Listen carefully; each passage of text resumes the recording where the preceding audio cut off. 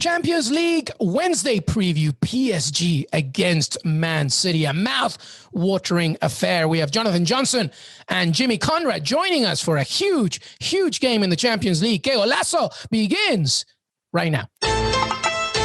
The NFL draft is here, and the Fantasy Football Today crew will be live for all 3 days of the draft, breaking down the fantasy impact of the picks. Join CBS fantasy analysts Jamie Eisenberg, Dave Richard, Heath Cummings, NFL analysts like Pete Prisco and Ryan Wilson, and former players like Brady Quinn and Bryant McFadden on Thursday, Friday, and Saturday on the Fantasy Football Today YouTube channel, youtube.com/fantasy Football Today. Get your questions answered in the chat room and start your 2021 fantasy football prep early. Remember, everything is live on youtube.com/fantasy football today. What's up, everybody? Welcome to Qué Golazo, our Champions League Wednesday preview. PSG against Manchester City. We have it all here for you. Jimmy Conrad, how are you, my friend? I'm doing great. I'm really excited for this one. I'm still maybe a little disappointed it wasn't Bayern Munich versus Manchester City. That was the one I think we all wanted to see a couple months ago, but then Robert Lewandowski got hurt and that pretty much ruined it. And Bayern's kind of a dumpster fire right now with managerial changes and who knows what the hell's going on. So yeah, I'm excited for this one. Now let's focus on PSG and Man City. Let's focus on PSG because I tell you somebody that is not upset that PSG is right here against Man City, and that's Jonathan Johnson. JJ, how are you, my friend? Hey there, guys. Doing well. Pleasure to be on with you as always, and really pumped for this one. Looking forward to being at the stadium tomorrow. Oh, yeah, it's going to be great. What a great matchup. I mean, obviously, the semifinals is really when it gets now, the nitty-gritty, the Final Four. But PSG against Man City, two Goliaths of European football. It's going to be super intriguing. All right, let's get straight into it. Again, I asked you this, Jimmy, at the beginning of Tuesday's preview episode. Just immediately, what are your thoughts on this game as we look ahead to such a big matchup? I know that both defenses for these teams are pretty good and maybe in some ways underrated, but I'm here for goals. Okay. I want to see a 7-6 over 2 aggregates. I'm here for that. And I'm hopeful that we'll get to see some tremendous world-class finishing ability, but given what I saw in the last round, probably not. Yeah, maybe not exactly. It always hurts us when it matters. But Jonathan Johnson, aside from obviously what you're going to be, he's our insider, a PSG insider as well for CBS Sports. So JJ, I really would love your thoughts on this game as we look ahead, to such a massive match, not just for PSG, of course, but Man City, because this is still a trophy that Pep Guardiola cannot win with Man City. Yeah, absolutely. I mean, it's absolutely huge in so many different ways. I mean, not only because of the size of the clubs involved, sort of the rivalry that goes with being the two leading state-owned clubs in the global game, and the fact that there is a bit of history to this fixture as well. They met in the quarterfinals back in 2015-16. We know that Manchester City advanced to the semis, eventually falling, but, PSG took quite drastic action after that match, sacking Laurent Blanc to the tune of 22 million euros. So, I'm kind of interested to see what the fallout might be in sort of 10 days' time. But, it's going to be a huge match. Obviously, PSG, we know they've already come past Barcelona, Bayern Munich. Manchester City's route to this point has been, easier on paper. But they didn't necessarily make it easier for themselves in certain moments against Borussia Dortmund. But it's just mouth-watering. You look at the players that could be on show come Wednesday night and then again next week, and it's incredible. And I think something that makes me really look forward to this match even more is I know it's the first time in a long time, certainly under Mauricio Pochettino, that PSG will be able to put out all of the big guns. You're going to have your Mbappes, you're going to have your Neymars, Verratti, Marquinhos, all those guys have been in training in the build-up to the game. So it looks like they're all set to be heavily involved. Yeah, and to that point, Jimmy, something that Pep Guardiola said ahead of this game, that PSG are almost impossible to control, because of this firepower. How do you see this game, and how's Pep Guardiola going to approach this? That's a great question. I went on to Clip Pro. It's a website for us to look at highlights, and I was trying to figure out ways or watch what Borussia Dortmund did to great effect to break down Manchester City. And to your point, they can hurt him. If Kylian Mbappe is fully fit, and I guess JJ can confirm that or not, since he limped off with a bit of a thigh injury apparently at the end of the game against Metz this past weekend, I think it's more precautionary. I think he's going to be fine. But if he's thinking about it at all, it could limit his influence and maybe trying to stretch out the defense. But if he plays up high, which I expect, I don't think that Man City handled that type of pace very well. Erling Haaland, when they got there a couple opportunities, him in particular, and he's just running the channels. He gets in behind John Stones in particular and finds that gap between Stones and Diaz. And Mbappe can definitely exploit that and is quicker than than Haaland, but obviously probably not as strong. So I think there's some elements there. And then when you see the Marco Reus goal in the first leg, Borussia Dortmund, Man City, it's just some good interplay. It's the good third person running. So Jude Bellingham does well to attack that back line, that midfield, plays it into Haaland. Marco Reus starts his run. Haaland plays it in behind the defense and they're in. I mean, PSG are very good at that. And they have players of world-class ability that can make that happen on a regular basis.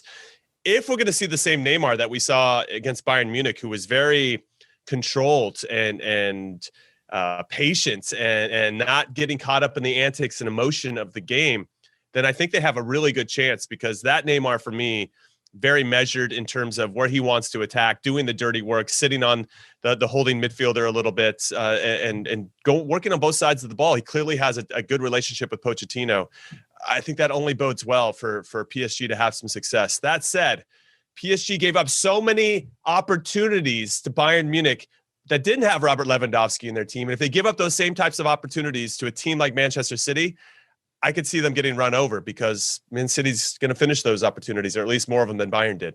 Yeah. Where are you heading here, JJ? Because obviously Pochettino and Guardiola have a history, Premier League, of course, and in the Champions League. Pochettino's Tottenham in 2019, winning that one in the quarterfinals on goal differential 4-4. What's Pochettino thinking here as well? Because also Man City is like a box of chocolates. You never know what you're going to get. I don't know if they're going to have a number 9 starting in this one. What do you see? Yeah, I mean, obviously, it's really difficult to predict exactly how Manchester City will approach this one. We've seen so much unpredictability from them, not only domestically, but also continentally. So I think Pochettino is just going to be going, and focusing on what he can do with PSG. I remember that Tottenham Hotspur run to the Champions League final a couple of years ago.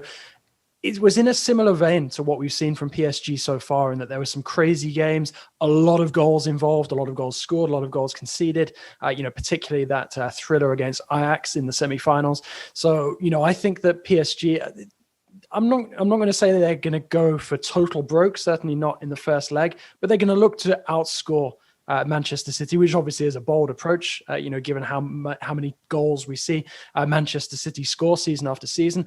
But, I also don't think that there's any sort of logic in playing within themselves, especially as this puts them in a slightly unfamiliar position, because so far this season we've seen them play the away leg first and then come home, and they've slightly underperformed at home, certainly against Barcelona, less so against Bayern Munich, where they were just unlucky to score, pretty much did everything apart from find the back of the net. But now the onus is on them to put in a strong performance at home first, and we've seen them struggle at home this season, both domestically and in Europe. So, I think that this is an interesting challenge for PSG, but like I said, with pretty much all of the first choice players fit and ready to play, I think that this is it seems like everything is coming together for PSG at the right time. To Jimmy's point about how Neymar's going to approach this match, it was interesting that PSG put him up for the pre-match interview with Pochettino on the Tuesday. Some of the stuff that he was saying was very team oriented.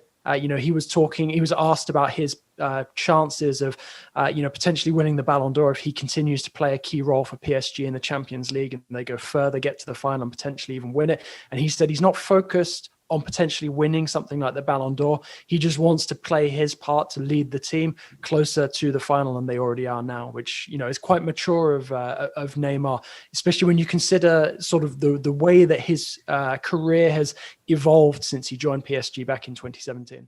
Yeah, what I wanted to say with regard to Neymar is this maturity that we're seeing. And I don't know where it's necessarily coming from, because I feel like we've seen doses of it before, whether it's for a club or country.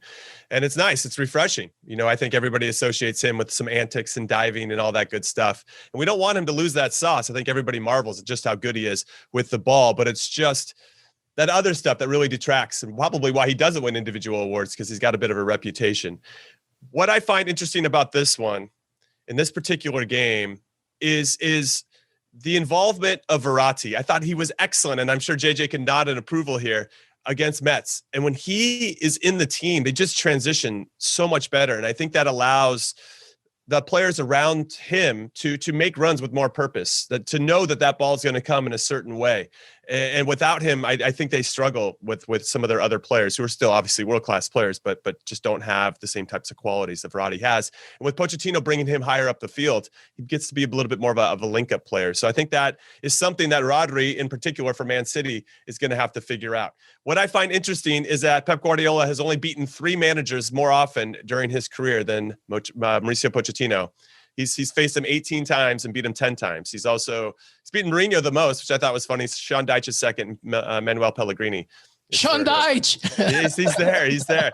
But to JJ's point, that for caliber of coach. Exactly. Just wanted to throw Dyche in there, but Pochettino eliminated Guardiola in the quarterfinals back in the 2018-2019 Champions League, and it was 4-4, and it was away goals that actually saw Spurs go through in that one. It's tough. This is a tough one for me. I wonder if this is the point now where Pep Guardiola starts to maybe overthink his team. They're coming off a big League Cup win where they dominated and suffocated a Tottenham team that had .00004 XG or whatever you guys want to get into stat-wise. And they did a very good job. And now Stones should come back into the team, even though Laporte was the hero in that one. Ederson will probably come back into the team, of course. I don't know. It's interesting to see what they're going to do and who they're going to line up. And if Mbappe's healthy, it's a tough one. I've been looking at this from an odds perspective. I think we can all agree that they're going to score. Both teams are going to score. It's just a matter of what you think the result's going to be. So I'll just throw this out there for you guys. You guys can chew on it. Match result. So PSG to win, both teams to score. PSG's plus 410. The draw is plus 310, both teams to score. And Man City to win and both teams to score is plus 265. I do want to throw out there that Man City have only lost once in their last 22 away matches, and that was at Wembley against Chelsea in the FA Cup semifinals, 1-0. They didn't really even look up for that game. I think they're going to be a little bit different in this semifinal leg one. Away goals are going to be very important, I think, over these 2 legs, and I think City's going to go for it as well. Maybe be a little bit measured, similar to PSG, but whoever strikes first, I think, puts himself in a good position because at some point, the other team has to stretch out and go for that next goal. Yeah, thanks for that, Jimmy. And I think JJ and I have the similar score predictions. I'll let JJ talk himself in a second. But one of the things that I said in our CBSSports.com prediction was that exactly what you just said, Jimmy. This is a very difficult game to figure out.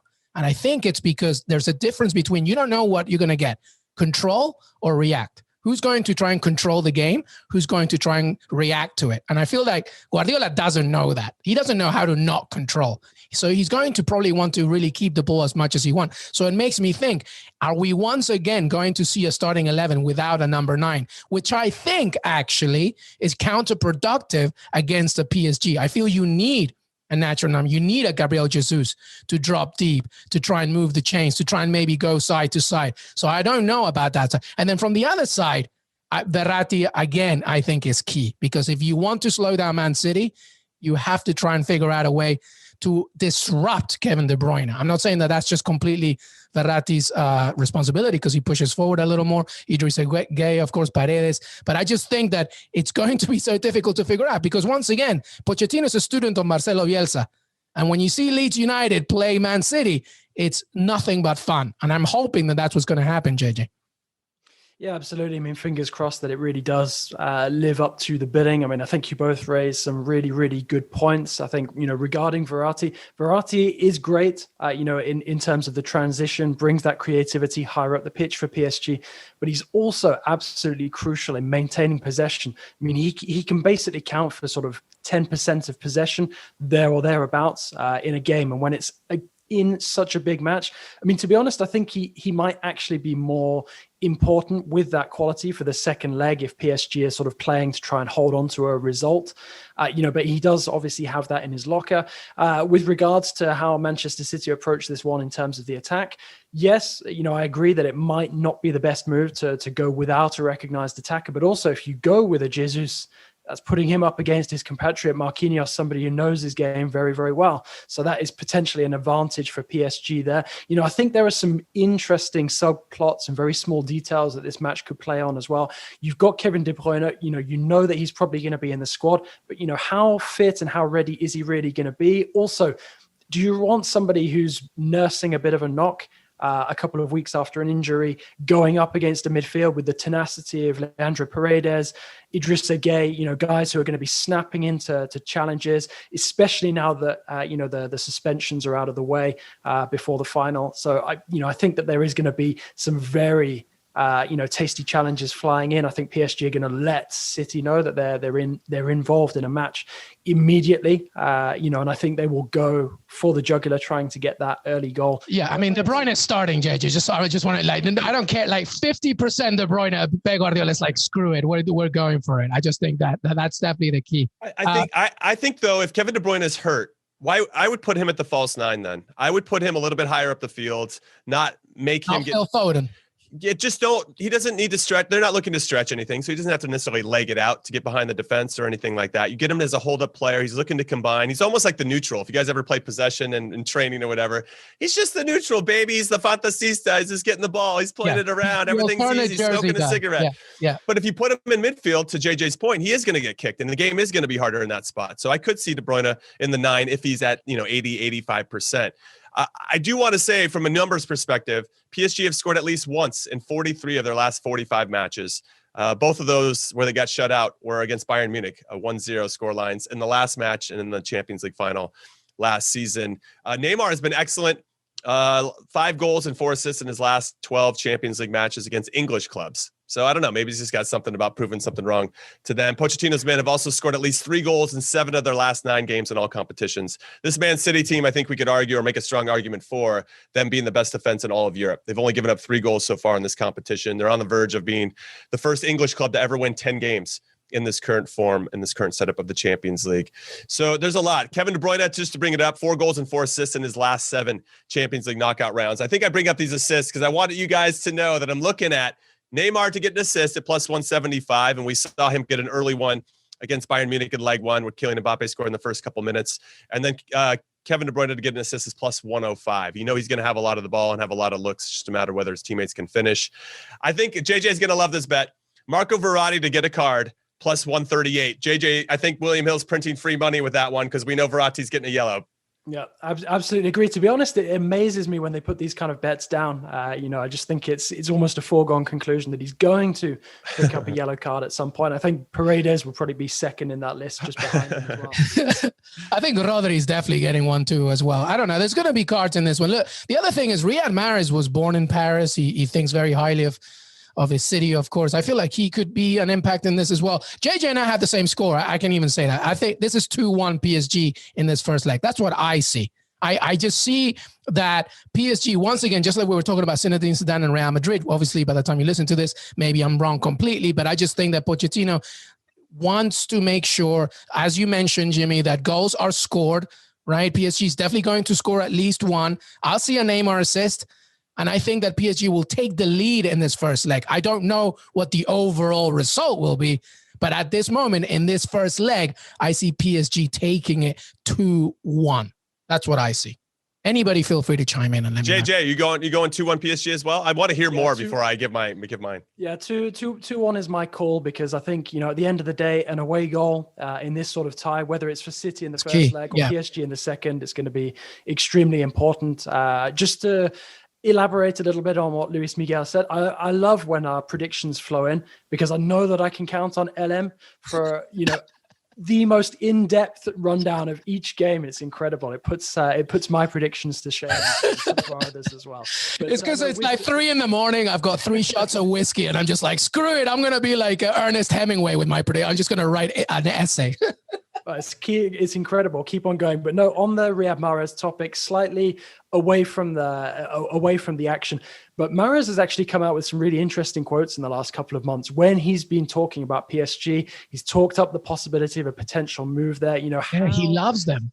How City feel about that? We'll just have to sort of wait and see. But we know Angel Di Maria is sticking around in Paris for a little bit longer. But in terms of replacements, in the way that PSG play, players that kind of fit that profile. I think Mahrez would be a perfect replacement for PSG at some point in the future for Di Maria, when Di Maria returns to Argentina before he ends his career. But for this match, I'm going 2-1. I'm with Luis Miguel there, just in slightly more concise format. All right, JC, what do you say? I'm gonna respectfully disagree with you too. I think that City are gonna be up for this. I'm just trying to decide which bet I want to do. All right. So I kind of like the draw. I like the draw. I just don't know what the result's going to be, 1-1 or 2-2. The draw and both teams to scores plus 310. I'm looking pretty heavily at that. However, when you look at the score lines and results and over 2.5 goals, this gets a little spicy. If you have the draw and over 2.5 goals, which would pretty much guarantee a 2-2 and obviously 3-3 plus 800. So there's a part of me that wants to do that, but to play it safe and just make sure I have that 1-1 possibility, I think I'm going a draw and both teams to score plus 310. I honestly would not. If you're listening to this, I'm sticking with 2-1, but 2-0 is not that crazy because, again, remember something. This is in many ways, they're similar philosophies, but in other ways, they really invite each other to score. And if JJ and I have said 2-1, I see no reason why in the late stages of this game, Man City get away and then they suddenly tie it and make it 2-0. So don't disregard. It's not a terrible bet. It was 2-2 in Paris the last time they met. There you go. There's a lot, and there's too much firepower, I think, just to not do it. God, now I'm I'm going to stay with 2-1. I'm not going to say it. I'm sticking with 2-1. All right, well, that's our Champions League Wednesday preview. PSG against Man City. Final words from our esteemed colleagues. Jimmy Conrad, let's begin with you. Final words from you. I am really looking forward to this first leg. There's obviously a lot of tactics at play here, but just to see who's going to step up and be that world-class performer and make the plays that make the difference. You know, this is where you want to see the Mbappes and Neymars and Kevin De Bruyne's and Bernardo Silva's and Phil Foden step up and do the business. And then we're probably talking about all these guys, and it's going to be the goalkeepers that end up being the heroes. So we'll see how it goes. Keylor Navas to the rescue. JJ, what do you say? Final words from you. I'm glad you guys brought up Navas because obviously PSG have been looking at the way that he's been performing, particularly in the Champions League knockout stages. They've seen his value and they've added a year to his contract. I think that's a fantastic move. Very, very smart. You know, I know there was a bit of speculation about PSG going for Donnarumma on a free transfer. There's no better goalkeeper, in my opinion, in Europe at this moment in time than Keylor Navas. And the thought of seeing him between the sticks for PSG for a few more seasons is fantastic. I think it's a very smart move. You hear that, Real Madrid? Absolutely. Let's end it on that. Well done, Tico King, Keylor Navas. Well, that's it. Jimmy Conrad, thank you so much, brother. Thank you, guys. JJ, thank you. Pleasure as always, guys. Hey, everybody. I want to thank Jimmy Conrad and Jonathan Johnson for joining me today. Don't forget to follow us on Twitter, Qué Golazo Pod. We are on Spotify, on Stitcher, Apple Podcasts. Follow us on Apple Podcasts. Leave a 5-star rating and review. We're on YouTube, youtube.com/Qué Golazo and CBSSports.com. We have plenty more of content to come on the best soccer podcast out there. Make sure that you keep following us. Have a great rest of your week.